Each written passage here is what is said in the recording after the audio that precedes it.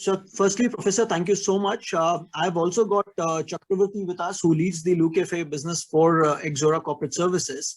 Welcome. Lucafe, as a subject, has been initiated a couple of years ago, and it was more inspired by a concept which is more like a Lego plug and play kind of a model for public toilet domain. The entire idea originated in a format where uh, as a PPP kind of a model, where a corporate kind of a setup could be actually put up on the streets across the cities and managed and maintained over a span of 10 to 15 years. So that's where this entire team of facility managers from various large corporate houses, including me, got together and then put this entire concept called the Lucafe in place. Initially, we started with this concept of building washrooms out of, I'll try and show you a picture here. Yeah, we initially started building washrooms out of shipping containers, converting these shipping containers into cafe spaces and washroom spaces all around this place, keeping the hygiene and also tech aspects of it to ensure sustainability and also to ensure hygiene levels are high at all levels. So this entire concept, we got it down on ground around 2017 end, and we've slowly moved on and actually built onto the entire concept. Today, we've got around 465 operational across the country. And in fact, we've also become one of the first companies post Article 370 to be a part of the Jammu and Srinagar JNK. This is a picture from JNK, which has been put up right at the Dal.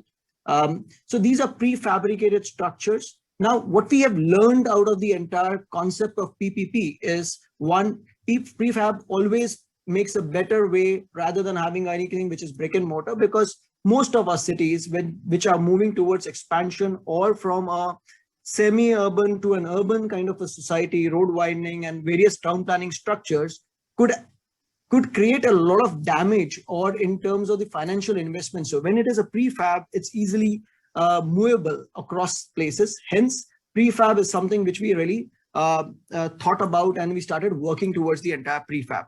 The next important part was in terms of the architecture and the entire engineering aspect of it, is that we had a very small footprint and we wanted to accommodate as much as we can into the entire concept of a container. It's more like a chassis of a car. It's like if you have a long base chassis, you have more legroom on the back seat, and in case you have a short chassis, then you have a lesser legroom on the back seat. So we worked on various combinations, and today we've come to a stage where we've inspired ourselves over a period of time, and it's more like a nut bolt kind of system. We exactly know where the pipelines are, we know where the electric lines are, and it always helps because you've been working around the entire subject on a PPP kind of model. Hence, financial aspects in terms of maintaining and managing over a couple of years would help in planning it really well in terms of your cost reductions, because in case the cost really goes up, then that's when the problem really comes in.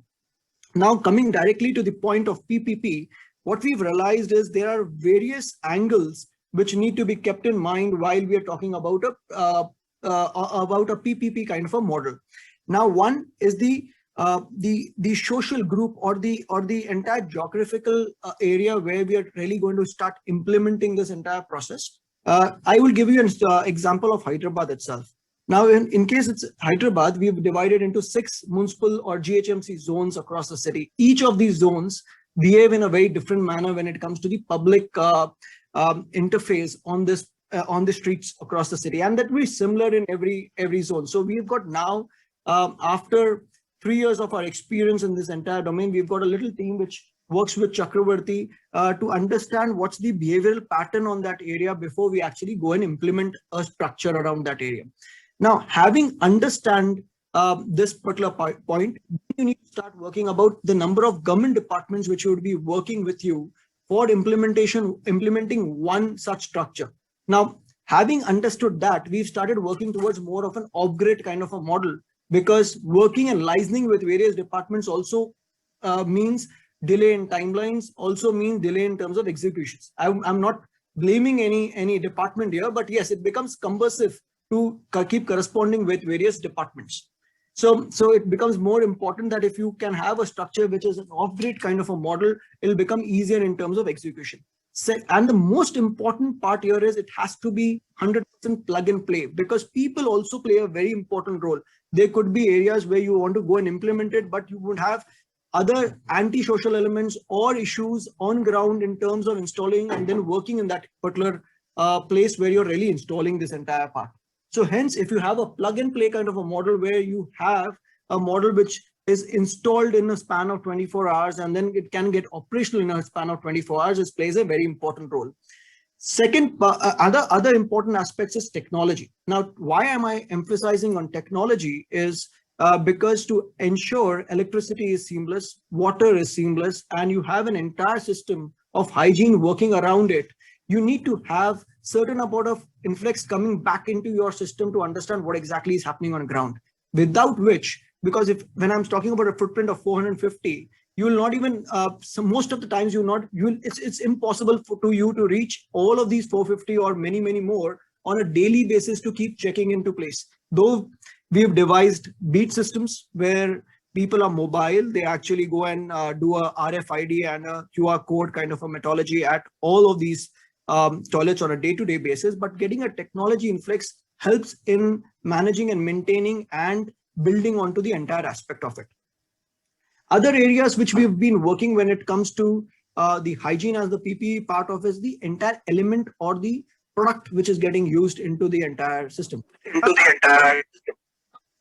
For just as an example, I'll talk about when it comes to the flooring. Now, biggest aspect when you come into a washroom kind of a environment is the floor going to be dry or it's going to be wet? Because these are human senses which really correspond with when you walk into a particular area. Now, when it comes into a washroom, the most important human senses which come into play are your sight and next is the smell levels. So if you could have an IoT, which is Internet of Things for smell, where you could actually understand what is the smell level of a particular place sitting in the back office and maintain the hygiene of it, you're solving a particular issue to a great extent. Second part of it is if you could talk about a dryer flow. Now, in getting some inspirations from the latest A380, which is in Airbus, the floors are perforated.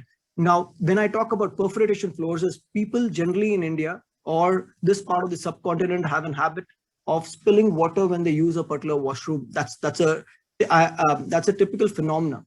So in case this water could actually be sucked into the floor with gravity rather than having tech involved into it and then get into either a recycle or a water harvesting pit, could really make a little difference in terms of getting your drier floor without using a lot of technology or talking different in terms of the cost as well. So we worked on various of these parameters and then started working to build this entire structure. I'm going to push in Chucks to actually talk a little more in terms of the on-ground implementation, in terms of what he faces on a day-to-day basis. Abhishek sir, can we discuss the challenges later? Yeah, yes. Just show your visuals, a little bit explain, you mentioned about IoT. So क्या होता है आपका product में?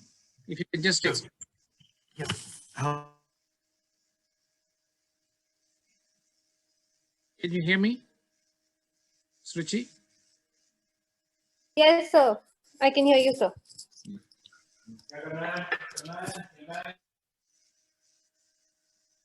Mr. Abhishek, can you hear us?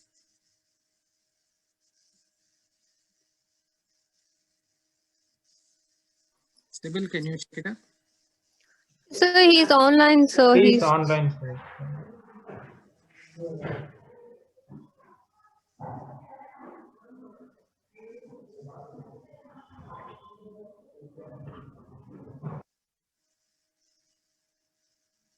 Mr. Abhishek? Sir, I think he lost connectivity, sir. Okay. We can bring him back. So what Loo Cafe, just to give an idea, what they're doing, and then we can ask them, is they create this fantastic public conveniences with a business model where the user will not be paying for the toilet, but the cost recovery is ensured by selling coffee, tea, and other related provisions. So people buy food or drinks, and then Lou Cafe offers this very good service, smell free with clean flooring, very high tech operation as a sanitation service.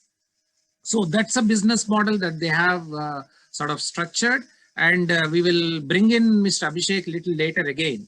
They have a IoT system. They monitor all their applications, all their toilets smell. They have sensors which they can monitor from different places through their command and control center, so that the citizens, if there are any inconveniences, they can attend to them very quickly. So that's a model they are looking at it. There is no cost.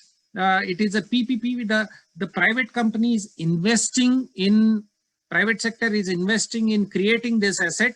They should get a lease for 10 to 15 years to operate it, that facility.